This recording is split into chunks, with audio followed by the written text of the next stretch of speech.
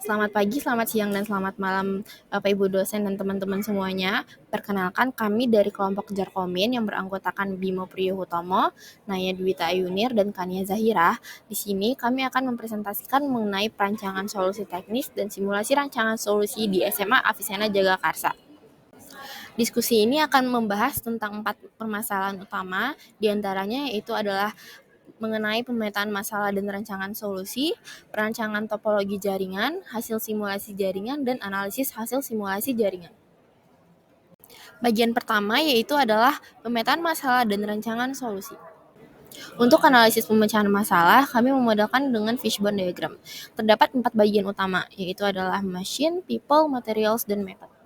Untuk machine, akar masalahnya itu ada perangkat yang sudah lama, penyimpanan perangkat yang terbatas, kekurangan jumlah access point, dan fluktuasi bandwidth. Sedangkan untuk people, pada SMA Avicenna itu jumlah staff IT-nya masih terbatas atau masih merangkap sebagai guru. Dan untuk materials, di sini masih alokasi biayanya itu masih terbilang masih terbatas. Dan untuk method, di sini penyimpanan data tidak tersinkronisasi ke database dengan server. Oleh sebab itu, kami merumuskan masalah utamanya itu adalah lambatnya kecepatan akses internet dan dalam kegiatan sehari-hari. Nah, dari adanya permasalahan-permasalahan tadi, kami merumuskan beberapa solusi yang dapat diterapkan oleh SMA Avicenna Jagakarsa untuk menghadapi permasalahan-permasalahan tersebut. Di antaranya, yang pertama itu adalah kurangnya SDM dalam pengelolaan IT. Kami menyarankan SMA Avicenna Jagakarsa untuk menambah karyawan yang khusus mengelola di bidang IT. Selanjutnya itu adalah akses jaringan yang lambat. Kami menyarankan pihak SMA Avicenna Jagakarsa untuk menambah akses point dan mengelola distribusi jaringan. Selanjutnya itu, yang ketiga adalah alokasi biaya yang terbatas. Kami menyarankan SMA Avicenna Jagakarsa untuk memilih topologi yang memiliki biaya yang terjangkau dan dengan kualitas yang baik tentunya. Selanjutnya itu adalah penyimpanan data tidak tersinkronisasi ke server. Kami menyarankan SMA Avicenna Jagakarsa untuk membuat suatu server khusus yang mengelola database. Selanjutnya itu mengenai rancangan solusi dan pembatasan akses dengan firewall.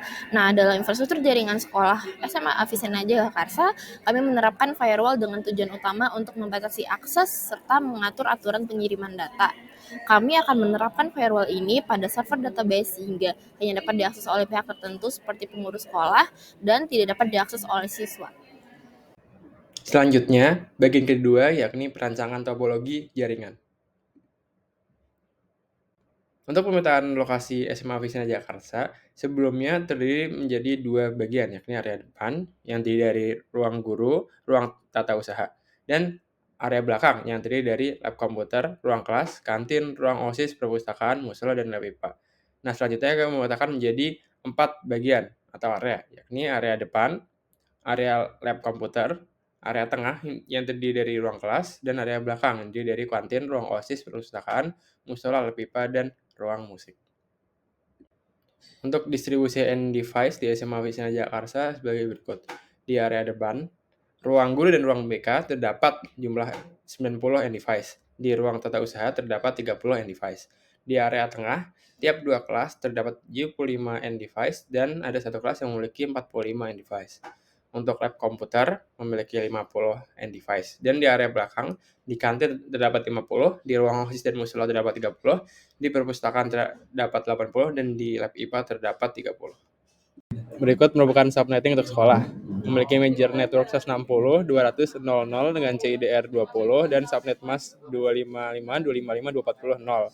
Untuk area tengah dibutuhkan 345 IP dan dialokasikan 510 dengan address 160, 200.00. Untuk area belakang dibutuhkan 160 dan dialokasikan 254, addressnya 160, 200.20 dengan CIDR 24. Untuk area depan dibutuhkan 120 IP, dialokasikan 126 dengan address 160, 230 dengan CIDR 25. Lab komputer dibutuhkan 50 IP, dialokasikan 62 dan networknya 160, 203, 128 dengan CIDR 26. Untuk server dibutuhkan 3, dialokasikan 6 dengan address 160, 203, 192 dengan CIDR 29. Untuk subnetting berikutnya untuk publik sekolah, server dibutuhkan 3 IP dan kita mengalokasikan 6 dengan address 34, 110, 70, 0 dengan CIDR 29.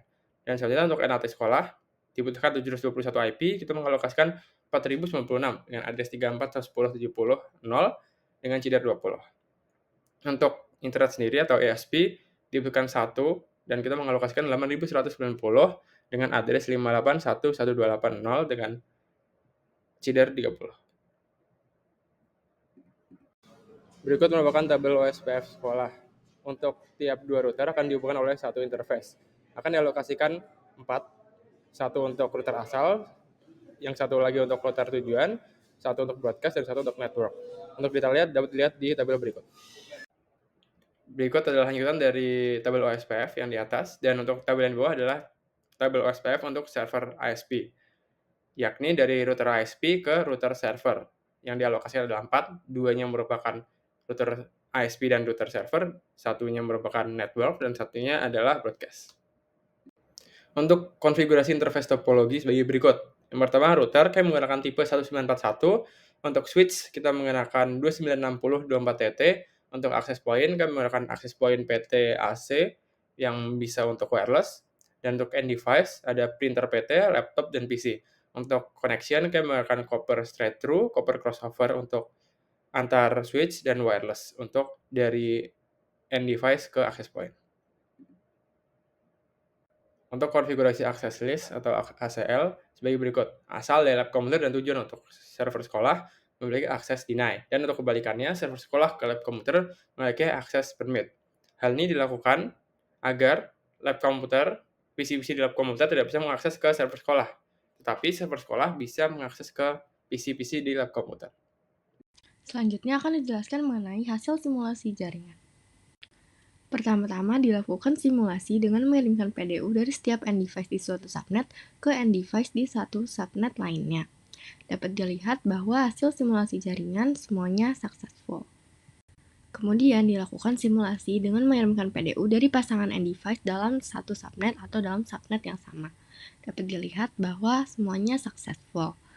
Lalu dilakukan juga simulasi dengan mengirimkan PDU dari pasangan end device dalam satu access point. Jadi di dalam satu access point yang sama. Dan dapat dilihat bahwa hasilnya successful.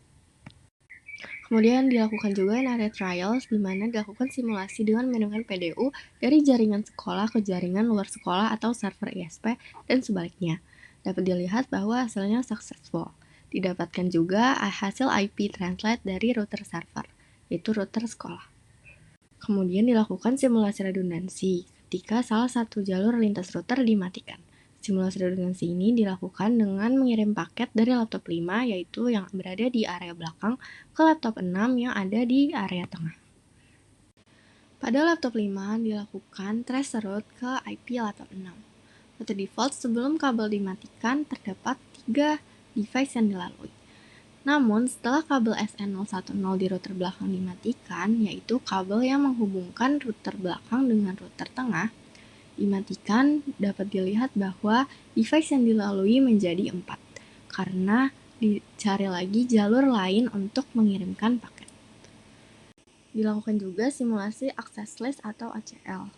Dapat dilihat bahwa PDU antar server dan komputer lab sebelum konfigurasi ACL dua-duanya menyatakan successful, di mana dari PC lab dapat mengirim ke server database dan server database dapat mengirim ke komputer lab atau PC30.